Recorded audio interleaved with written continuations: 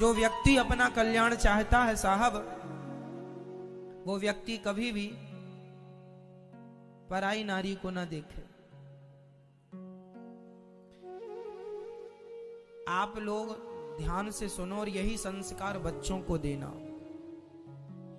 जो व्यक्ति संसार में पराई स्त्री और पराये पुरुष से बच गया या बच गई, स्त्रियों के लिए पर पुरुष और पुरुषों के लिए पर नारी, जो स्त्री पुरुष पराई स्त्री और पराये नारी से बच गए, पर नारी पर पुरुष से जो बच गया, उसका मोक्ष जरूर हो जाएगा, उसकी सदगति जरूर हो जाएगी। पर नारी, सुनो, पर नारी पैनी छुरी, तीन तरफ से खाए, धन हरे, यौवन हरे और घोर नरक ले जाए। पराई नारी तीन तरफ से खाती है, तीन चीजें हरती है। क्या क्या? पर नारी पैनी छुरी, पराई नारी छुरी की तरह पैनी वाली, धारदार। पर नारी पैनी छुरी, तीन तरफ से खाए, धन हरे।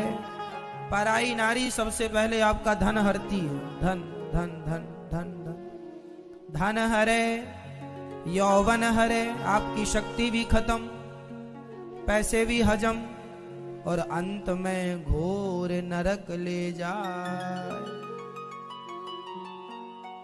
इसलिए वही पुरुष, मर्द किसे कहते हैं? जो मर्द कभी पर नारी के चक्कर में ना पड़े, सच्चा मर्द वही है।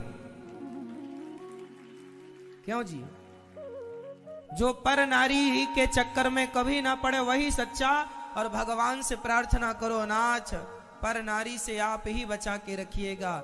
ये काम क्रोध लोभ मोह बड़े प्रभावी हैं, जल्दी से बचता नहीं है इंसान। काम से वही बचे जिसे भगवान बचाए, नहीं हमारी और आपकी कहां ताकत। क्रोध से वही बचे जिसे भगवान बचाए, लोभ से वही बचे जिसे भगवान बचाए। एक बार चैतन्य महाप्रभु जगन्नाथपुरी में थे और वहां का बढ़िया प्रसाद खाया करते थे और बढ़िया कीर्तन किया करते थे। हरे कृष्ण कृष्ण कृष्ण हरे हरे, हरे राम राम राम हरे हरे। तो एक बहुत बड़े ज्ञानी उन्हें एक पत्र लिखते हैं, आज भी वो पत्र प्राप्त है। एक बहुत बड़े ज्ञानी ने चैतन्य महाप्रभु को एक पत्र लिखा कि चैतन्य महाप्रभु जी सादर प्रणाम, ये बताओ कि दाना दुन का जे खाए, उन्हें सताए काम, हलवा पूड़ी जो खाए, उनको जाने राम। उन्होंने कहा कि चिड़िया दाना दुनका खाती है, सूखा रूखा खाती है, फिर भी उसे काम सताता है। चिड़िया को, पक्षी को, कुत्ते को, बिल्ली को, इन्हें काम सताता है। तो आप ये बताओ कि आप तो वहां बढ़िया ठाकुर जी का प्रसाद चकाचक वाला खाते हो, तो आप कैसे बचे हो काम से? चैतन्य महाप्रभु जी से सवाल हुआ, पत्र के द्वारा किसी ने कहा। तब चैतन्य महाप्रभु ने कहा, सुनो भैया जी, तुलसी बिरवा खेत की, सींचत ही मुरझाए, राम भरोसे जो रहे, पर्वत में हरियाए। काम क्रोध लोभ मोह उन्हीं को परेशान करते हैं जो संसार से रिश्ता रखते हैं, और जो ठाकुर जी से रिश्ता रख लेते हैं फिर काम क्रोध लोभ मोह उन्हें कदापि परेशान नहीं करते।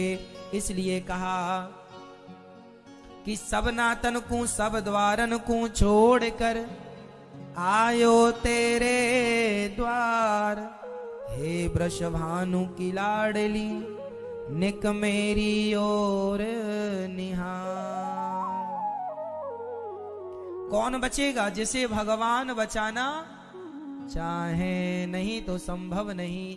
काम क्रोध लोभ मोह में सब डुबकी लगाते हैं। ये काम महाराज ने किसी को नहीं छोड़ा, क्रोध ने किसी को नहीं छोड़ा, लोभ ने किसी को नहीं छोड़ा। लोभ सबके अंदर है, क्रोध सबके अंदर है और काम सबके अंदर है, सबके अंदर।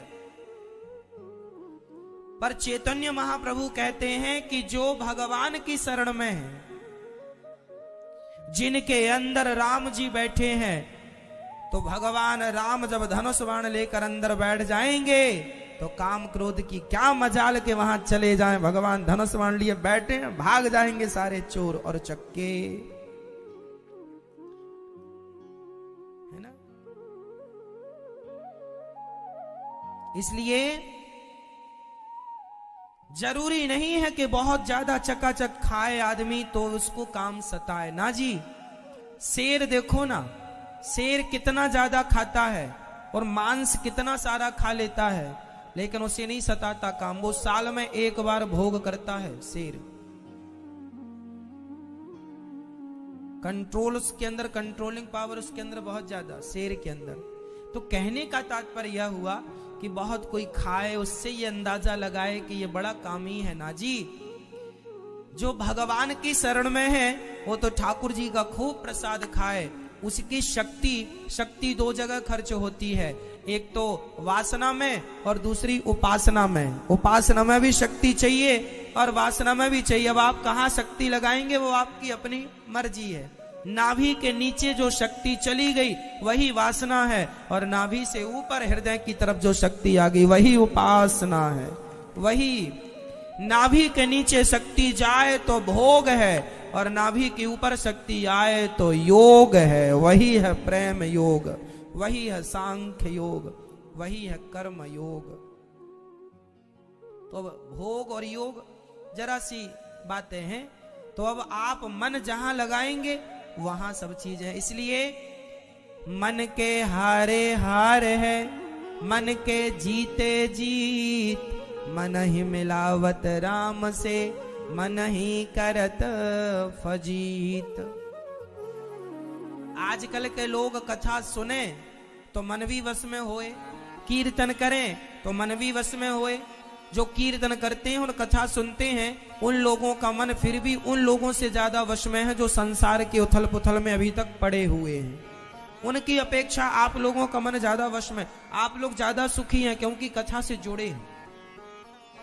यदि अन्य लोगों का मन 100% भटकता है तो आप लोगों का केवल 50% भटक रहा, और सत्संग से जुड़े रहेंगे तो वह 50% भी 25% में आएगा, और धीरे धीरे बिल्कुल वश में होकर के परमात्मा की प्राप्ति इसी जन्म में हो जाएगी। यहीं से मोक्ष के रास्ते खुल जाएंगे। इसलिए मन भगवान में लगाओ, और मन ना लगे तो ना लगने दो। तन से भगवान को रिझाओ, तन लगा दो। तन से बैठे बैठे सीताराम सीताराम सीता, मन जाए चूल्हे में सीताराम सीताराम जपो। कब तक भागेगा? कभी तो आएगा। तो मन का साथ ना दे शरीर तो मन कब तक भागेगा? भाई मन तो अपंग है, लंगड़ा है ना मन। मन चलने, मन के कोई हाथ पांव थोड़ी है। मन सोच तो सकता है कि वहां जाना है, पर जाना तो पांव को ही है। तो शरीर साथ ना दे मन का तो मन की कोई मजाल नहीं, कोई ताकत ही नहीं उसकी। इसलिए मन यदि भटक भी जाए तो अपनी बुद्धि से अपने शरीर को कंट्रोल में रखिएगा, ताकि आप बुरी जगह से बच जाएं और बुरे विचारों से बच जाएं।